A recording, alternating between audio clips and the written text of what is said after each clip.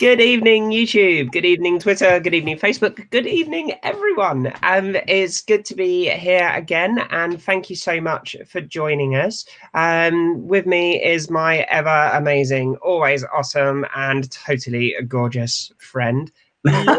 Thank you. So, Liz, say hi to everyone. Hi, everyone. Hope you've all had a fabulous day. So we've got some topics that we want to try and cover tonight. I think one of the things that we spoke about was potentially having a look at topics around family. This is definitely something that's come up quite a few times now, hasn't it? To be honest, we've had this a few times. It's definitely something that comes up quite a bit. So we're going to try and roll a little bit of that into the conversation today. We've also had a few of your questions, which is really cool. Thank you so much for getting involved. It's really, really positive to have it. I mean, there's no Q&A without some Qs, right? So that's cool. We're going to try and rattle through those as well. Liz, anything you want to add before we kick off on the family topic? No, let's get started. Let's. I think that this thing with family, there seems to be two different themes that come up. Oh, Samuel's watching. Say hi to Samuel. Hi, Samuel. How are you? Hi, Samuel. I suppose there's two different aspects, isn't there? Because there's the aspect that I think we both share, you and I, of being trans and being a parent. But then there's the other side of the coin, which is being parent to a trans person, which admittedly I don't have any first-hand experience of. No, me neither. So. And no, well, no. Well, you never know. Maybe. I'm saying I don't have any experience of yet. You know, we never know with these things, do we? Oh, Wendy's here as well. Good evening, Wendy. Nice to see you. Hi, Wendy. And I think I probably want to start with the bit that both of us have got experience in, being, let's call it for argument's sake, a trans mum, right? I get quite a few people ask me about this. I don't know about you. Do you get a lot of people ask, like, oh, how's your son? How's your son taking it? I have had a lot of that, actually. So a lot of the questions I've had around family are sort of how my wife took it and how my son especially has handled all of this. And really, I think it's bringing them along on the journey, because it's not just, in my opinion, it's not just me transitioning, it's the whole family. It's a journey for everyone. Yeah, I totally agree with that. So it was so important to bring my son along with me, and really I was incredibly lucky that my wife at the time came along as well and supported me, because it meant as a family unit we were still strong, and we still are today, and I'm incredibly lucky with that. Your family are awesome, actually. You have got a really cool family unit, and you know, it's lovely to see it. I think that it's just a classic example. I mean, at the end of the day, we've still got a fairly functioning family unit here as well. You know, I still live with my wife and my daughter, but I think there's an awful lot of truth in what you're saying there as well. Bringing everybody else along for the journey, for that transition. That I think people get a bit upset about it, don't they? Because I think sometimes people think, oh yeah, but they're not the ones transitioning, and oh, it's loads harder for me, and this, that, and the other. And yeah, I can sort of, believe me, I think we can both agree, we know that it's difficult from this perspective, don't we? I think that's yes, absolutely. I mean, really, it was, don't get me wrong, I mean, I've got a brilliant setup now. Yes, I'm divorced, and I don't live with my ex-wife, but we are still best friends. We live around the corner from each other. We see each other virtually every day. Our son, pretty much every time I come and see you for a drink or something, your ex-wife's there as well, actually. It's cool. It's so good that you can still sort of be, you know, properly good friends like that. Oh, hang on, look, I'm being a bit cheeky, and I've not been reading some of the chats, because look, we're just having a chat now. That's what's been happening. Oh, Samuel's asked a question. We're gonna have to steer a topic for a minute, because this is Q&A, right? Since coming out, he feels like his relationship with his two older sisters is pretty much nothing. Nothing, because little sister the time they knew. Okay. They're losing their only little sister. You see, this is definitely something I've had said to me. I've had not just my parents say to me that they feel like they're losing their son, but I've had my brother say to me recently as well that he feels like he's lost his brother. And I don't know about you, Liz, but I think it's quite easy for us to sit here sometimes and just say, well, actually, well, you're not losing. Yeah, I've been through the same with my sister, and yeah, my brother was kind of supportive, but only. I'm not going to go into that too much, but my sister really just didn't get it. She didn't want to support me. She didn't want to lose her brother, and she's gone her separate way. And sometimes that happens, and it is incredibly hard, Samuel. Well, Stephen, he's gone on to say, I don't know if you can see there at the bottom, but he's gone on to say that he feels like it's all his fault, that the family has changed. And I think that's it's not your fault, Samuel. It's not at all. No. And it goes back to what I was saying about it being not just the trans person's journey. It's about trying to bring them along. But saying that, I haven't spoken to my sister for a few years because she could never come to terms with it. No. And, you know, you can't force someone to. No, you can't. But you know, out to their own sort of ideals in life, aren't they? But then again, you know, my mum was really, really hard. She treated me really badly when I first came out, and for about 6 months, and I felt everything was on my shoulders, and she did come round eventually. But it was, I know exactly how you feel, Samuel. I know how frustrated you feel, and how upsetting it is. Yeah. It's not easy, is it? And I think that we can't help it. I mean, whatever way you look at it, dynamics do change, regardless of whether we call it fault or whatever we call it. As I think you put, everybody's on that journey together. And unfortunately, I think I've started to realize as well that they're only on the journey because of me, right? I've whatever way you look at it, you call it fault, you can call it what you like. It's not fault. It's not. No, it's not fault. You call it what you want. I mean, I think there's a fundamental difference between fault and responsibility. Just because you know, I'm at what would be like the epicenter of this issue or of this journey, because this journey is a journey that I've started people on, I naturally feel a little bit guilty about that. And I think that's possibly where fault starts to sort of creep in a little bit.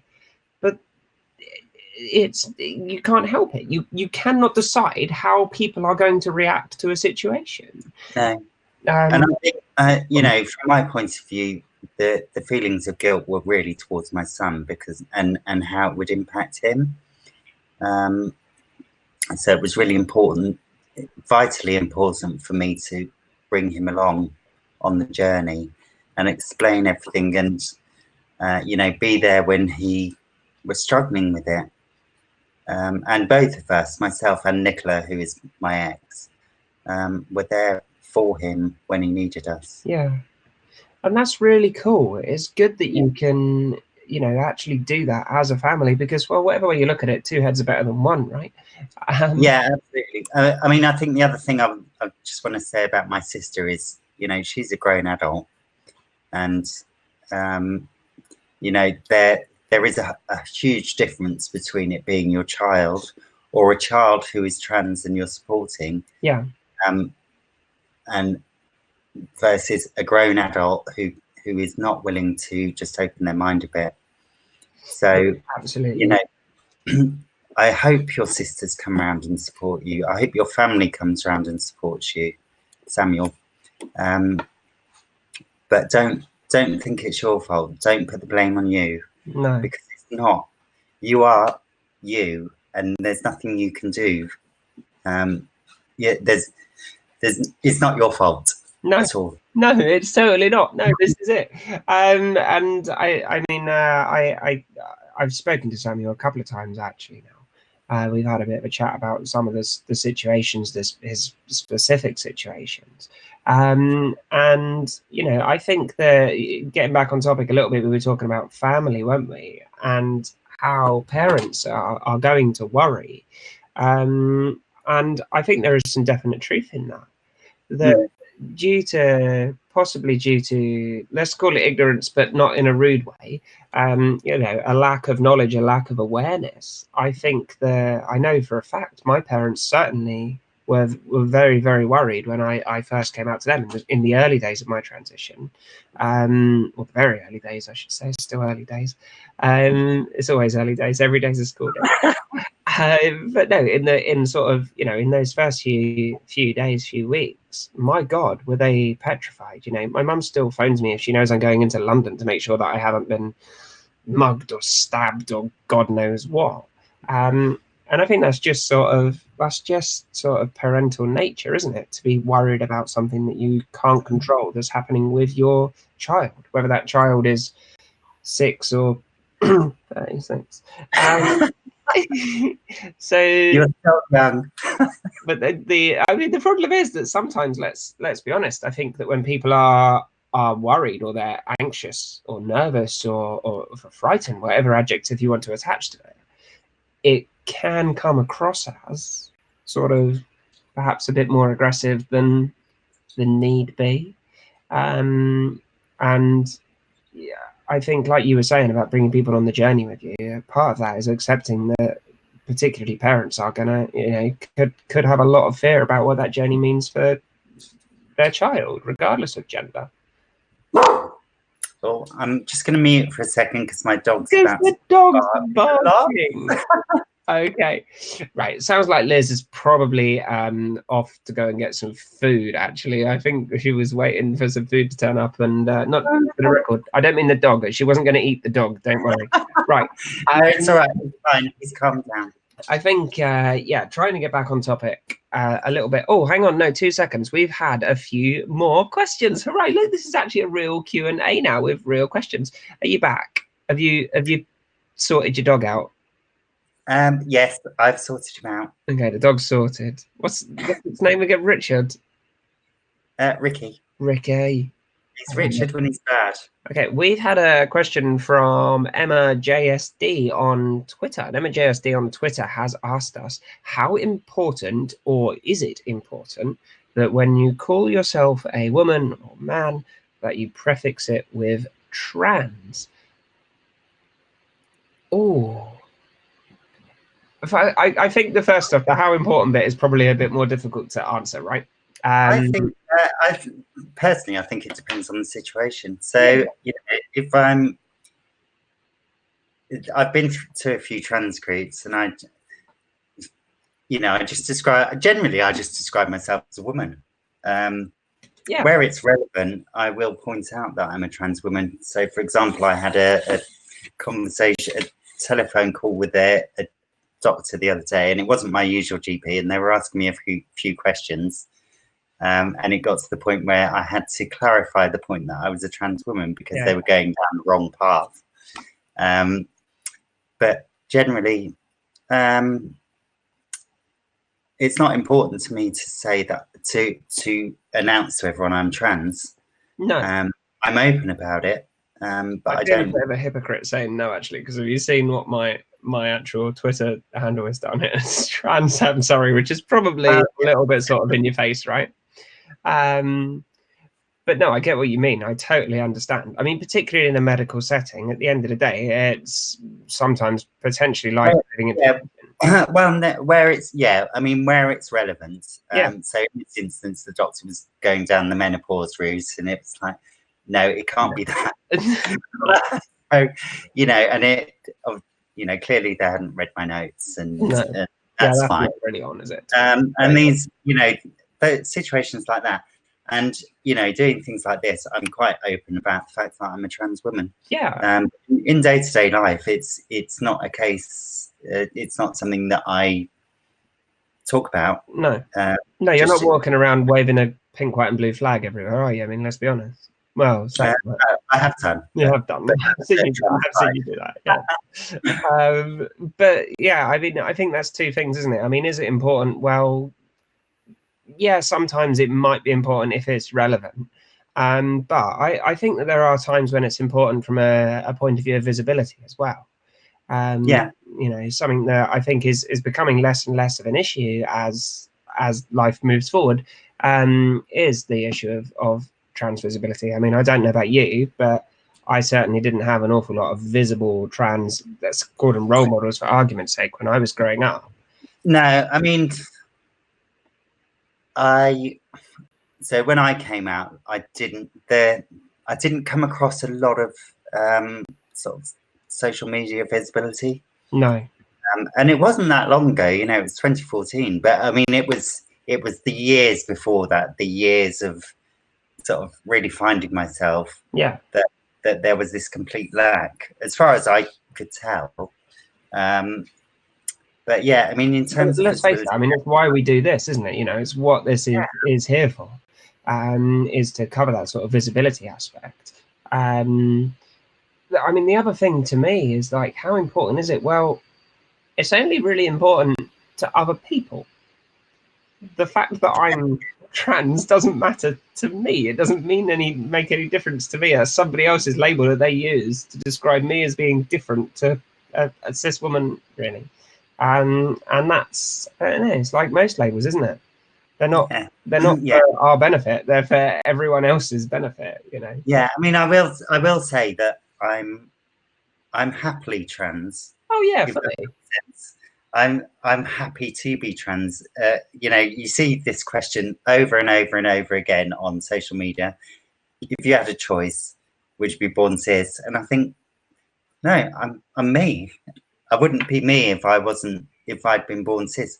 I'd probably be more like my sister and just think trans people were whatever she thinks. And I'm glad I'm not. I'm glad I'm trans in a way. Yeah, absolutely. It's who I am. Yeah, I mean, that's an amazing point. It's totally true as well, isn't it? At the end of the day, we are all who we are, and it is just part of our life. I suppose it's no different saying like, oh, if you could have been born taller, would you have been? I really don't see the difference. If I could have been, for the record, if I could have been born taller, no, I wouldn't have been. I'm plenty tall enough. To say if you were born tall. Yeah, no, I think like, so, well, you know, born to, oh God knows, oh, I don't even want to think about it. Oh, painful. Anyway, Samuel's mentioned down here on the chat, down in this corner here. Dude first, trans second, that's my motto. And I love that too. Yeah, absolutely. I am me first, and then anything you guys want to label me as, that comes afterwards. And I think we can probably, I don't know if we can do a virtual high five. Can we virtual high five on this? Yay! No, we can't. No, technology is brilliant, but maybe next time we'll just sit next to each other. It make life easier. Right, guys. We are coming up for 7:20, give or take, and Liz and I are both here to answer your questions.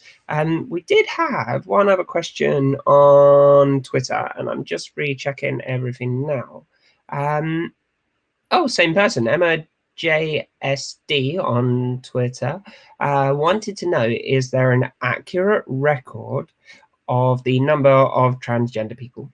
And she goes on to say, is it even necessary? And if so, why? First off, I don't think there's a particularly accurate record, is there? Did we not have this? We briefly had this discussion prior to kickoff. Yeah, no, there is. I think it all seems to be based on estimates. Yeah. And I think one of the problems with it is it's, you know, keeping track of these things. Some people don't want to announce it. Some people are very shy about saying it. Some people are still in the closet. Well, I was, yeah, you're absolutely right. I know I was doing some research on some numbers prior to a speaking event I was doing it with Tesco actually the other day. And part of that, I just thought I'd have a look. And at the moment, UK government are using an estimate of somewhere between 250 and 500,000 trans people in the UK.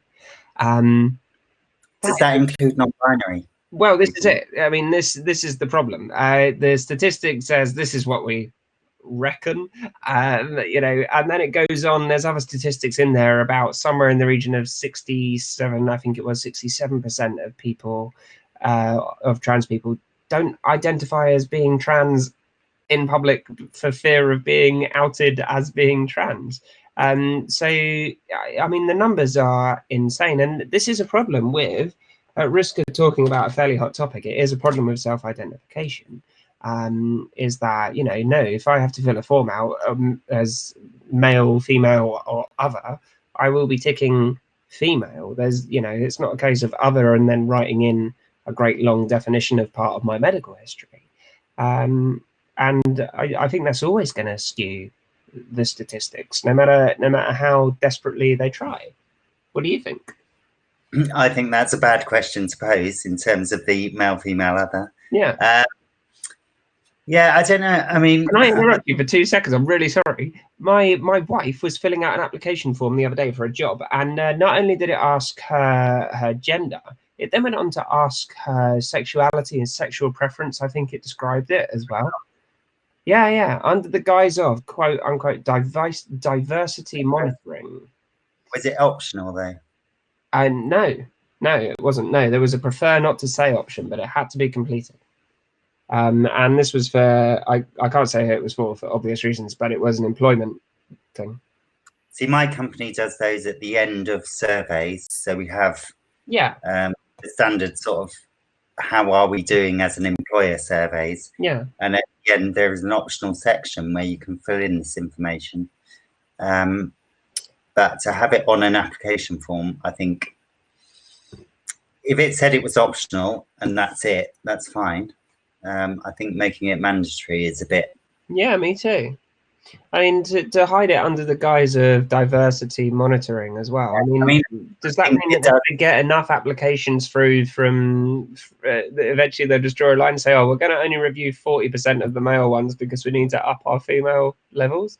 I mean, is that just a classic discrimination? I mean, yeah, I think things like so in terms of these estimated figures, I think things like having in the national census having appropriate questions makes sense to me, because I think personally as a government, I think it's important to know that there is a demographic in the population that you need to support. And you know, but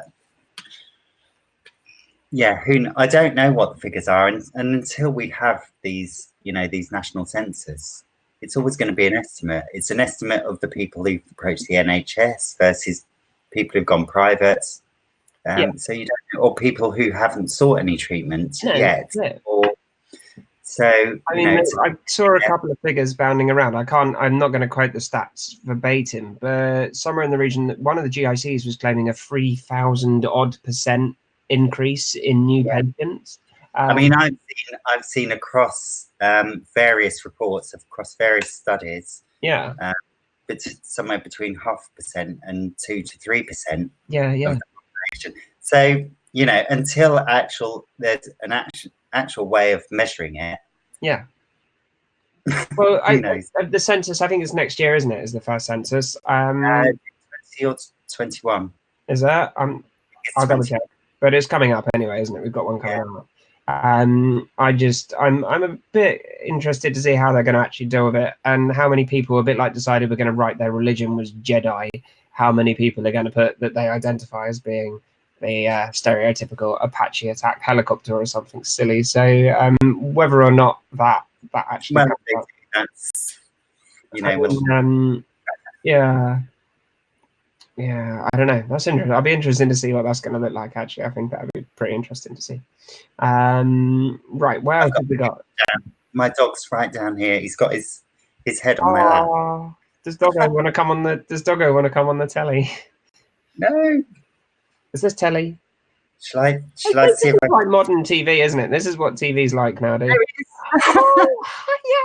Oh my gosh! Right, if you're just tuning in, you're watching one woman look at another woman's dog. I can't imagine. The BBC are gonna pick this up for us. Oh, hang on! Look, we've got Wendy saying something. Even with the census figures, if not many will admit being trans. Yeah, I mean, obviously the census is it relies on people answering honestly, and some people won't. Hang on. That's quite important, because if the census asks me to define my gender, I will put female, because I am female. Well, it depends what the question is. So if the question is, what is your gender, male, female, other? Yeah. And then do you? It may be. You see where this is going, can't you? Same as your birth sex. No, because my birth sex is female as well. I think this is the principle of the phrase, isn't it? This is the principle of the phrase. The identity I was assigned at birth is so. And they're not going to put that in a census, because nobody's going to read it. It just won't make sense to the average person. Even like you say, even with the best estimate, or the highest estimate being 2 something percent, that's still 98% of people that have no idea what that question means. Yeah. I think we come across this quite a bit. I think this is definitely something that I know you and I have spoken about it before. She's on the wine again. Look, let's take her off screen while she drinks wine, because we shouldn't. No, we're not promoting. We shouldn't be promoting the excessive consumption of alcohol during this. I did a Twitter poll, and the poll said I'm permitted to have a glass of wine during the drink. Fair enough. I've been nicotine free. That might be why I'm being a bit of a cow. Actually, I've been nicotine free for too long now. Actually, it's quite a while. It's getting pretty. Anyway, on topic. I think this is something that it happens quite a bit, doesn't it? Really, that we find ourselves sort of preaching, for want of a better phrase, to the converted. If I look, I'm just going to click into the tab and have a look who's watching this as we speak. So there's 5 people watching this as we speak. And looking through the list, as much as I love having Samuel and Wendy here, Samuel and Wendy don't need to be told. Samuel and Wendy know this stuff, right? And I think that happens an awful lot outside of our little world. You say to somebody, what gender were you assigned at birth? And they'll be like, what?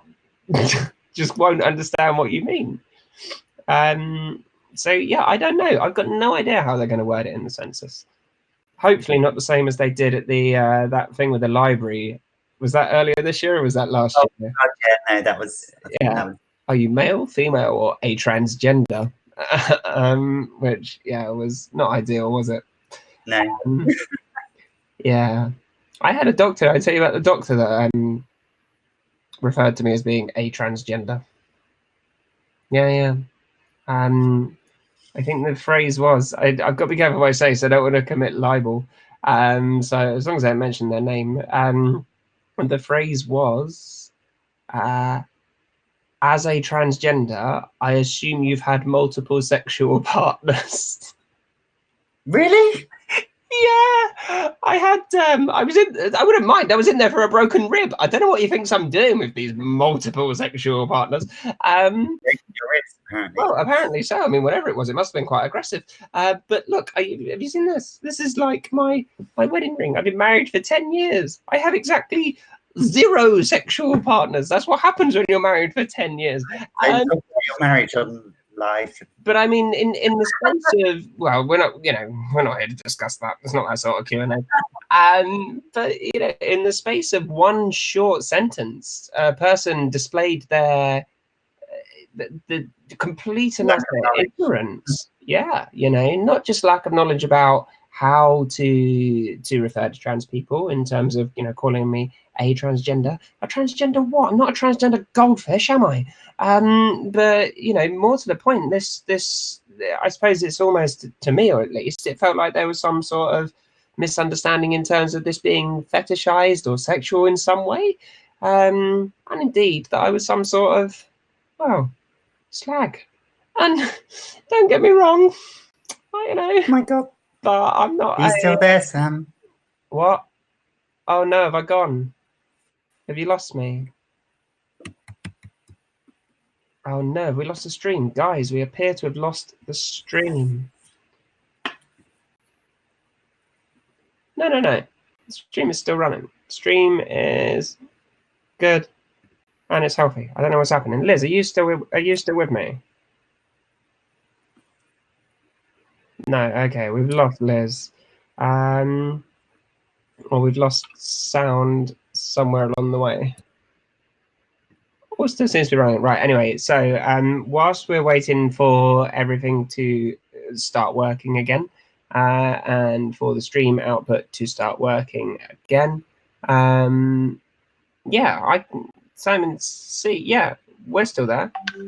Yeah, we're both still here. Liz has turned her microphone off, I think. Can you guys listening hear me and see me? Everyone can hear us. I can't see Sammie at the moment. Oh, really? They can see me. It's just you. I don't think she can hear me. Right. I'll tell you what we'll do for the minute. What I'll do is we'll switch this over for a minute. I'm going to try and talk to Liz in the background. I will remove her from the scene. Anyway, sorry, guys. So we've lost the train of thought a little bit there due to technical issues. To answer the question, which was the exact wording on the question was, is there an accurate record of numbers of trans individuals?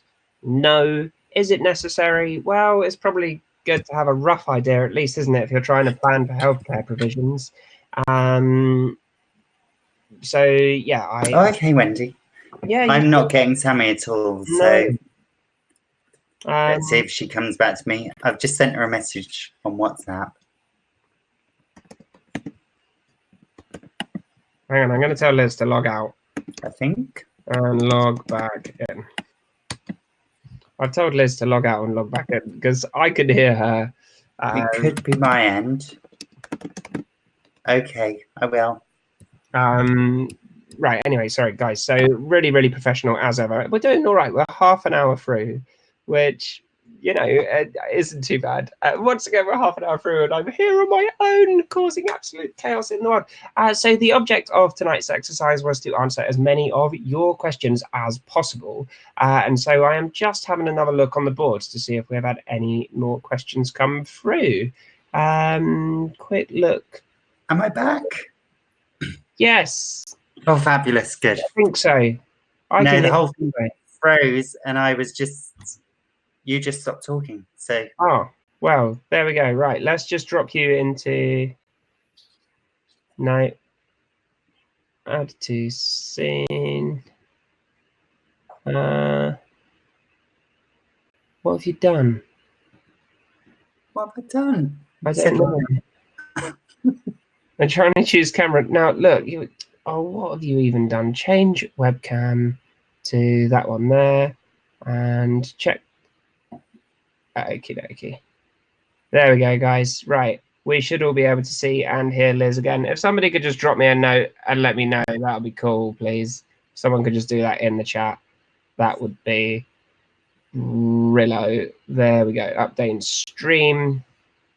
Stream is updated. So anybody that's still in the chat, if you could just drop me a note quick and just let me know. Liz, can you still hear me? Do you know what's going on? I can hear you and see you and everything seems to work again. And looking on the stream, it looks like it's all working again.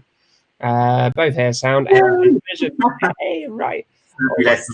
You wouldn't have thought it'd be this difficult, would you? No, I think it's my cheap laptop. Whilst we were having a bit of a moment, the Samuel's posted that he thinks there needs to be more support for parents of older trans children and indeed for adults, and I agree. Mermaids, let's be clear, they do some absolutely incredible and largely groundbreaking in terms of the research where they do as well. Really important work, but it does seem to stop just a little bit short of helping people. Well, let's be honest, you know, from a personal point of view, helping people my mum's age with, you know, trans kids. Yeah, I know I can't really fall into the category of kids, but I think that is a huge gap. Projects that I think, Liz, you're getting involved with this as well, aren't you? To put you on the spot. The tea and coffee project that I managed to launch this week, actually. First event is taking place in January in association in strategic partnership with Tesco, which is amazing news.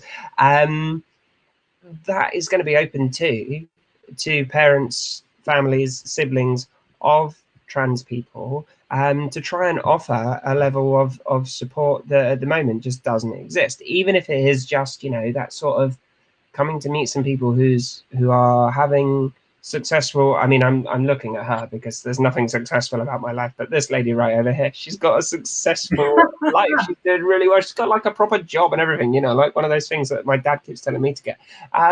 You know, it's just by that, darling. Yeah, well, you've got a proper job, haven't you? I think. Yeah, it's kind of a proper job. Yes. You've got a boss and everything. That's a proper job, right? It's not like one of those things where yeah, but you're your own boss. So. Oh God, don't! I'm not. I'm married. Nobody married is their own boss. I can assure you. So anyway, yeah. The upshot is, you're right, Samuel. I couldn't agree more. I think there needs to be more support out there, and part of the project that I'm trying to get started and get running beginning the next year, so January next year, will be considering that as part of it, and inviting those parents of older trans kids and you know, trans adults to come and get involved and to come and be part of the discussion. And talking of being part of the discussion, I'm just having a look to see if there's anybody that wants to get involved on any of the socials. I can't see anyone out there at the moment. Let me just double check. Guys, the all back on now. Great job. Oh, cool. Well, okay. We might not have actually. Sorry, I know I've got a topic a little bit. We might not have actually got any more questions, but we've had somebody, Emma JSD, who did ask those 2 questions, has thanked us for our convoluted answers, which I think is probably. Yeah. Hey. Is that what she said? No, she didn't. No, I was sort of, let's face it, it's been a bit of a struggle the last sort of 10 minutes or so. Getting anything out of the internet has been quite difficult, right? Yeah, so where were we? I mean, topics, family. I'm happy to open this discussion up to whatever you guys want to talk about, and I think Liz is as well. Yeah. We are here to have the discussion with you.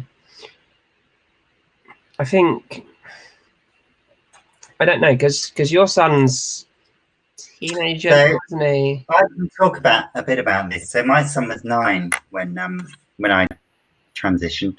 Well, yeah. When I said I was going to transition. So, and actually when I came out, he was still 9. Gosh, what am I talking about? But yeah, I was really worried about how he would take it, and there were a lot of times. I mean, I've said this before. He did ask me if he could still call me daddy, and you know, that question just broke my heart, and he still does. So, you know, it was. I'm happy with that. I don't mind. I know some people don't like it, but you know, it's the way I wanted to deal with it, and with my son. So in terms of things like supporting him and making sure he was okay, I mean, I could see very, very quickly that his friends were young enough to not actually care. You know, the week before I actually transitioned full time, they would pile into the house at the weekend, stick the PlayStation on, fight over who played what, and then run outside again and play whatever they were doing outside. And then the week after, exactly the same. And the only difference was when they asked me for a drink, they shouted my new name. Sorry. Sorry. Right. But I mean, I did things like, so when he was due to be starting at his new school, I arranged an appointment with his new headmistress and just went in and explained the situation and just said, you know, I just want you to be aware, because if there is any bullying or anything, then it's something that it may be a factor. So I just want you to be aware of our family situation. Yeah, I think that's fair. I did a very similar thing as well. not just from a if there's been any bullying point of view. But I mean, to be honest, I don't think any of us do in the early days, do it? It causes a lot of anxieties. We don't know how our families are going to suffer or struggle. Exactly. And I didn't want to find that, you know, Beth was being chalked up as being, what's the word, as being a little git at school, when really she was actually trying to deal with stuff. So I think, again, it's one of those situations we were asking earlier, weren't we? Is it important that people know that you're trans? Well, yeah, again, it's one of those situations where it's like, I don't think it's being the trans bit isn't the important bit, but it's important that people definitely know that there's some significant changes happening at home when you've got younger kids. Because yeah, I mean, Beth was, well, let's for argument's sake call it sort of 2.5 years or so. So she was somewhere between sort of 4 and 5. I've told the story 1,000 times. If I've told it once, I've told it 1,000 times. That we were in the car when I first mentioned to her about medication, and you know, I think we'd already sort of had a few little chats here and there, mostly about clothes. Actually, she's like, "You can wear what you like." She was always lovely. She's like, "You can wear what you like. Anyone can wear what they want." And it was in the car when I said to her about if there was some medicine I could take that would make me more of a girl. I'm explaining to a child. Let's get this straight. I'm not trying to explain this to a doctor. I said, "Do you think that'd be a good idea?" And all she could come back with was, "Is it yucky?" You know, and it's just like, to me, that is the absolute picture of innocence, isn't it? Yeah, and that was definitely a good sign for me. She's been like, I don't know, she's only young. I mean, let's face it, she's what, 7? I think. Don't keep a very close eye on her these days. You know, she's very strong kid. She'll be all right. No, she's 7, and you know, I think that at primary school, touch wood, apart from one kid who was a git, she's not had any problems. You know, the other kids don't mind if they come to birthday parties or whatever. Nobody seems to bat an eyelid. I'm her mum, and that's all there is to it. Whether that changes at secondary school is something that I'm a little bit nervous about, if I'm honest. And we were talking earlier about fault and guilt, weren't we? And I would feel guilty about, or I already do feel guilty, it's not even happened yet, about putting her through that. I mean, one thing, because my son was still in primary school when I came out, and we had a chat with his then headmistress. She had an open door policy with him, and we had this little chat, the 4 of us, so the headmistress, our son, myself, and Nicola. Yeah. And, you know, we just said, if you want to go and talk to your headmistress, and you don't want to share it with us, that's fine. And he used to just go and walk in and sit, and sometimes he'd just sit in the room there. Sometimes they'd talk about stuff, and I think because we'd made it clear to him that it was confidential what he spoke to her. If he wanted to tell us, it was his choice. So she just used to say, "Yeah, he'd come in and chat with me sometimes," or sometimes he'd just come in and sit there silently for a bit. But I think it was so good having that support from the school. It definitely helps, you know, when it feel people are on your side. I will say it really helped me. Yeah. As much as it really helped him, it really helped me to know that he was, you know, getting support away from the family as well. Yeah. Well, it takes a little bit of the pressure off. You know, at the end of the day, I think we've said, you've definitely said, even just in this discussion, that you are bringing a lot of people along for you, and that takes a lot of energy. You know, at the end of the day, it's like you say, it's not just our transitions. We've got a lot of people that essentially we're managing their emotional ride for it as well. In fact, this is tying in quite nicely. It's almost like we've banned this, you know. Look, with one of the questions we've got here. What support do you wish there'd have been at school for you, both when you were younger, and would it have been easier to come out younger, do you think? That's two pretty good questions there, Samuel. Mm. Yeah. Oh, Simon. Simon. Yeah. Hi, Simon. Hi, Simon. Oh, I wonder if that's Simon. Is that Simon? If it is, hi, Simon. Yeah. I don't know what I really would have liked in terms of support at school, because I think at school I didn't even realise sort of that exactly what was going on. There was no information, and like we said earlier, no visibility, no role models, not at my age. And well, I'm all right. Fair enough. You're only it is me. I thought it would be you. What's happened there? She's gone again. We've lost Liz again. Sorry. What happened? Wow. Okay. Right. So anyway, no, I mean, to answer your question, Simon, to be honest, I can't. I think there's some of the work like Mermaids are doing at the minute, and definitely some of the work that diversity role models are doing, where they're going into school and take diversity role models. They deal with kids between 8 and 15, I think, don't they?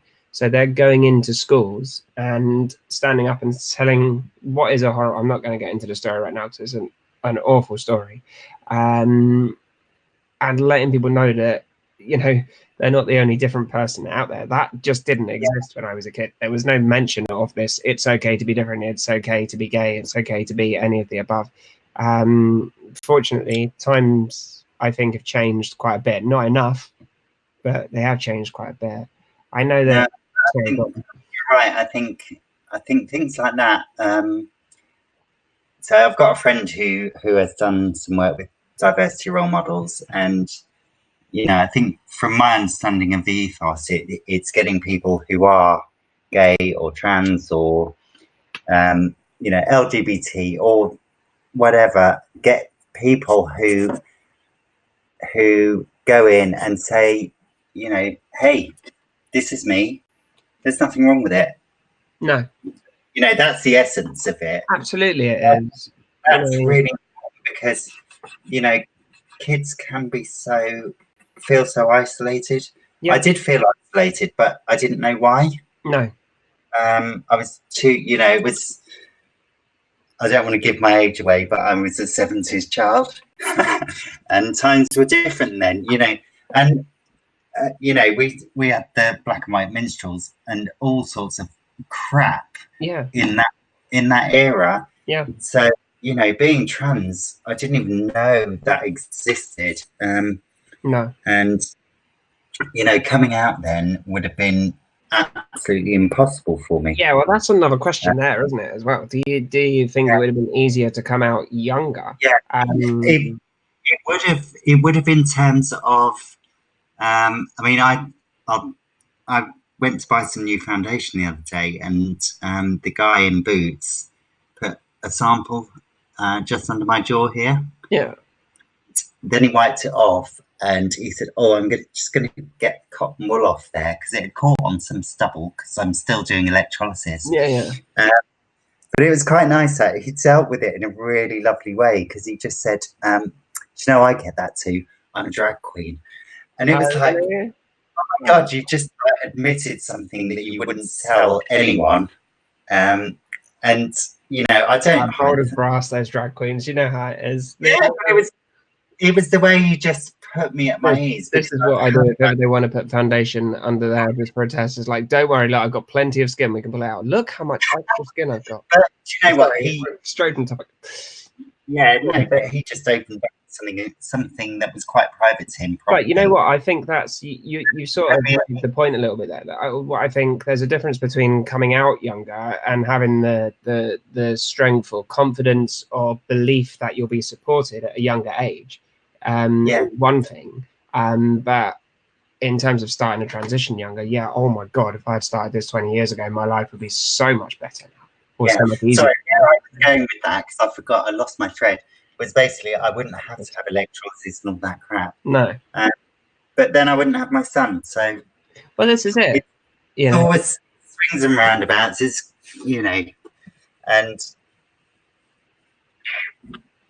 no, I think you're right. I think that whatever way you look at it, it's like anything, isn't it? The ifs and buts. I think that the important thing is that people feel that they're not going to be at risk by just admitting to the rest of the world, or sorry, not admitting, but by letting the rest of the world know who they are.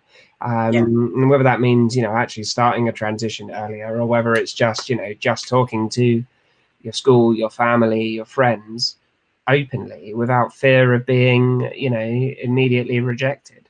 Nobody should have to go through any part of their life at any age with fear of being rejected just because they are Absolutely not. just because they're themselves. And unfortunately, I think it's a sad truth, but unfortunately, I think a lot of people still do go through that level of worry, which is, sad, isn't it? It's worrying, really. It's, I suppose, the phrase. So what support did we have at school? I think it's safe to say from both of us, not enough. Yeah. Should we say none? Do you think none is probably about right? Well, actually, I went to a Catholic school, and then nuns were particularly harsh. Okay, so you had no support from nuns. Okay, that's fine. I had none support from nobody. And yeah, I mean, I think yes. If it's one of those things. I mean, it's going back to that question of if you could have been born cis. Yeah. It's I wasn't in a position when I was younger to transition. I didn't really understand what it was. I think the great thing about the fact that there are more people approaching the GICs is a testament to the fact that now there's more information and more people feel confident, more people understand who they might be. Yeah. And more people feel confident about coming out now. I mean, I realise it's only a small sample size, but the group on Facebook, the transgender support group that I run on Facebook, there's 3,000 people in that group nearly. And even if you look back, sort of, just plug in your group. No, I'm not plugging the group. I didn't even say what it was called. But and it's a closed group. That's a small community. And it's a lot more people than I would have ever thought possible to be in touch with when I was younger. So just having that communication out there, having that awareness, having those people around you, no, it's probably not coming through the schools. And in fact, Wendy's just asked, I don't know if you can see down here as well, do you think that the current teaching in schools helps? I do a little work with Ofsted, a tiny little bit. I'm not really allowed to talk about it in any great detail. So I will only talk about my in-school experience at the moment. For instance, my daughter they had some lessons which they're referring to as, I suppose they're probably writing it off as diversity lessons, where the message was quite clear and it was up on the board. And you had pictures of mixed race families, you had pictures of gay families, lesbian families, there were pictures of families with no children, pictures of families with lots of children, pictures of families with too many cats. Sorry, I shouldn't judge, not too many cats, but too many cats. You could tell their houses smelled a bit funny, but the point was, it didn't matter because it said at the top is different families, same love. That's what they're teaching in school right now. I mean, to be clear, at that school they have a code, and parts of that code, it's all about having mutual respect for one another, which I think is a good thing to be teaching kids. There's nothing wrong with teaching that.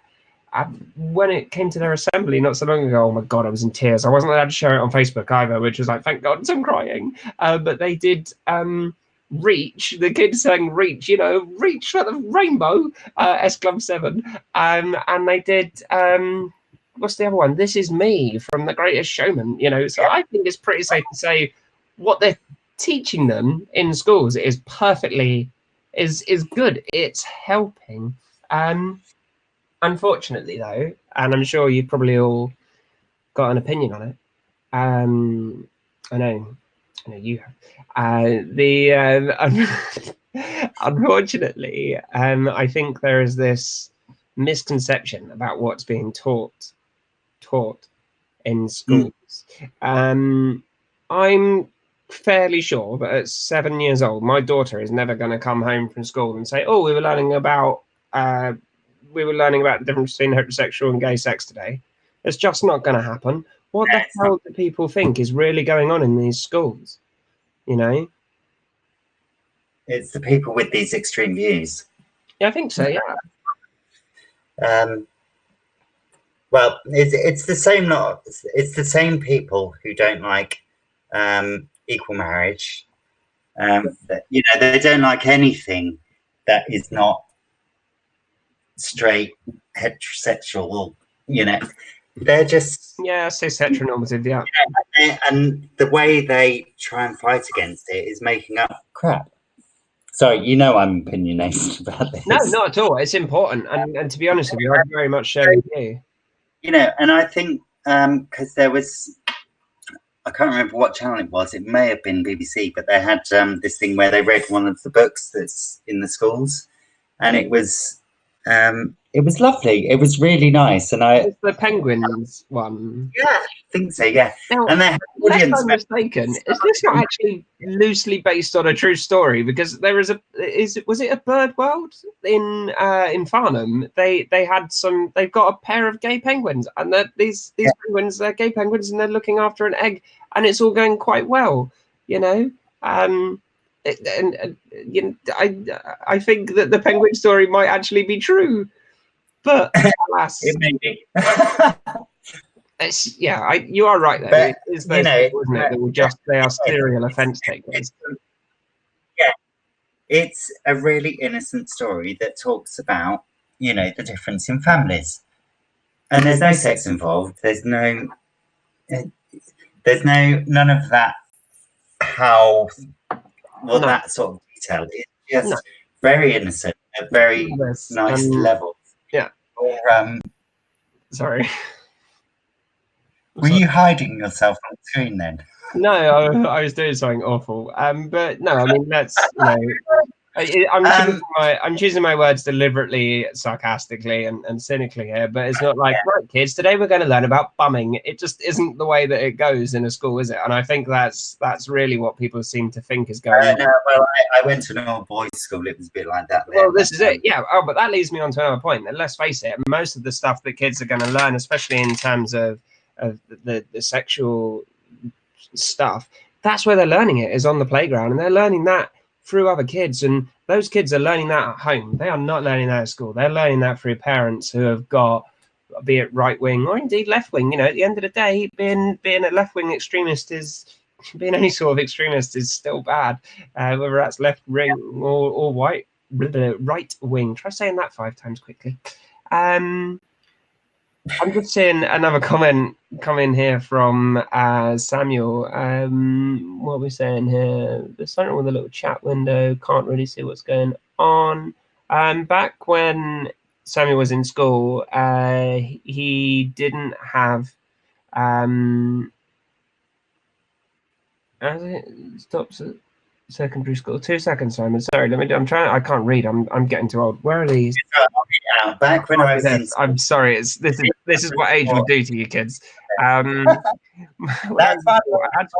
I tried to speak to my parents, but at that age, they just thought it was a phase. Possibly. Kids go through phases. I mean, I'm not saying that it is a phase. I'm saying that's possibly how your parents would have looked at it. You know, I know for a fact that when little one decides that she's all of a sudden, you know, mermaids are life, that what I will do is I will replace the lampshade and the curtains and the bedspread in her bedroom for mermaid stuff. And then by the time I've just about finished putting it all up, I will suddenly find that unicorns are life. And that is kids all over the degree, you know, so parents can be a little bit cynical about that. Yeah, I think, Sammy, I can understand, you know, my mum was like, my mum, when I was 40, was like, you know, is this just a phase? Yeah, you know what? My parents are the same with me a little bit, I think, even now. And you know, I think really I don't know how I'd react if if I was cis and I had a trans child, I really don't know how I'd react. If I had, being a trans woman, if my son said to me, I think I might not be a boy, I would allow him to explore that. Um, but I think, when you haven't got a clue, it's I think it's a knee-jerk reaction or a typical reaction from parents, probably, to just think it's a phase. I wouldn't, it's who you are, and I don't know where I'm going with this. Sorry.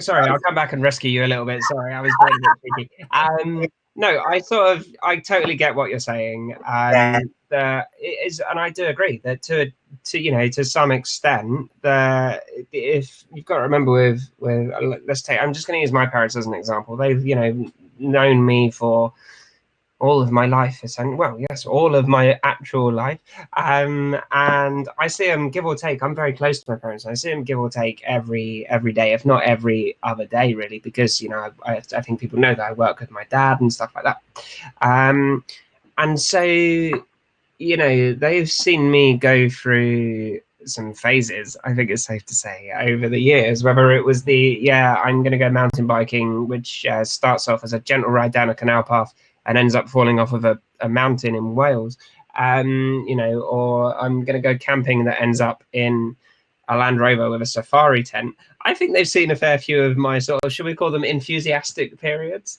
And it's something that I think it's fair enough. I could sort of see where they're coming from, why they would think that, because of some of my previous behavior.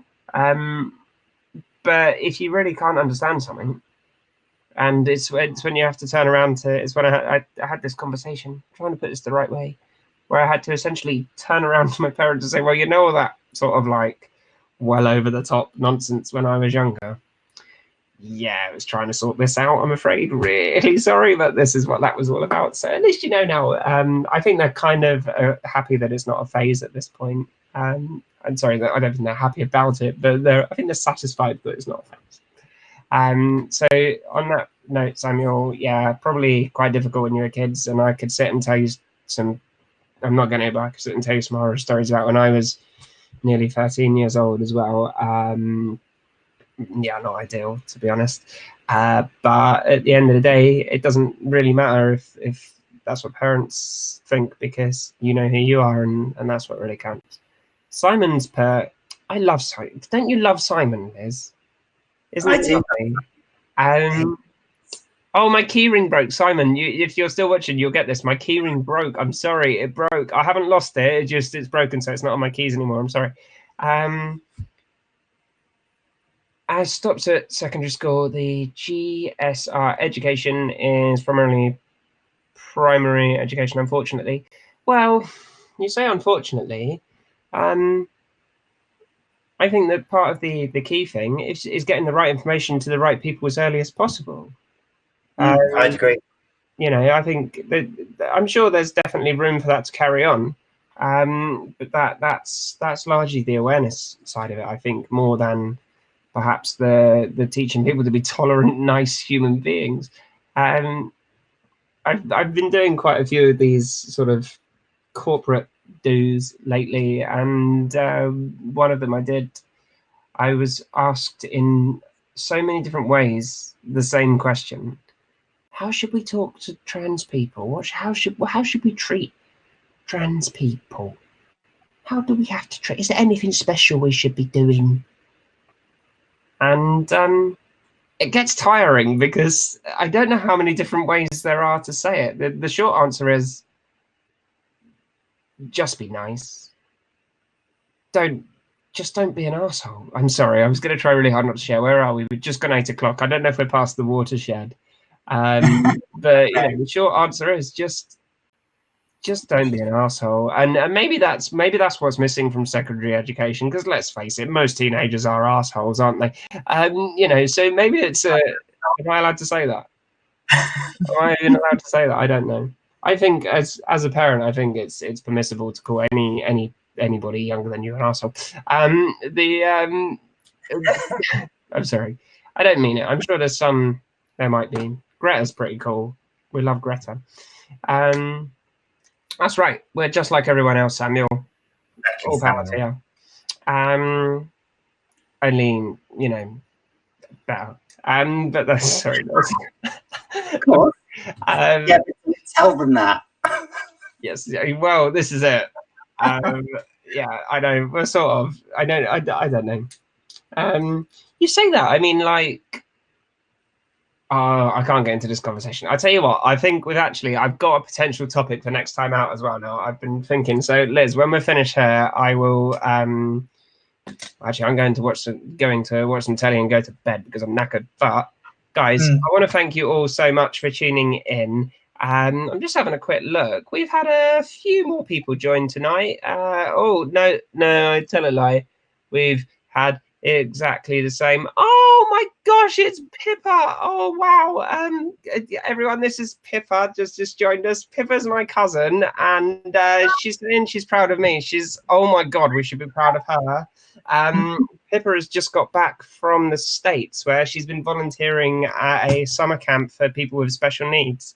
And she's had just an absolutely incredible summer. So yeah, don't say you're proud of me, darling. We are 100% proud of you. You're absolutely brilliant, and a credit to the family name. So cool beans on you. On that note, though, I think we are going to park this one for this evening. Thank you so much, everybody who's got involved tonight. And of course, thank you as ever to my amazing friend Liz. I can do it. Thank you so much. Seriously, the whole point of this is, look, it says over here in one of these corners, I think it's this corner. No, it's this corner. It says over here, Q&A. So we need your questions. This is what we're here to do. We're here to help you. So let us know what you want to answer. We have got some topics, and there's definitely one I want to add into potentially next week's as well. I can see the face that Liz is pulling, and she's like, oh no. What does this mean for all of us? So yeah, I think it'll be really, really cool to get as many questions from you guys as possible before next week. You can check us out on Twitter at transqna, or just use the hashtags #AskUs, #GetInvolved, or drop either Liz or myself. You've got our Twitters down here as well. Drop either of us, DM, tweet at any time. Happy to hear from you. Really look forward to it. Guys, please feel free to share the video. Thank you so much. Spread the love. Make sure you get people to come and join in. And, don't forget that if you subscribe, you get all of this extra fun stuff, and you get to talk to us as well. So anyway, peace and love. Liz, we're going to say bye. Bye. We're all doomed, Samuel's saying. What a great way to end. Thanks, guys. Have a lovely evening. Bye for now.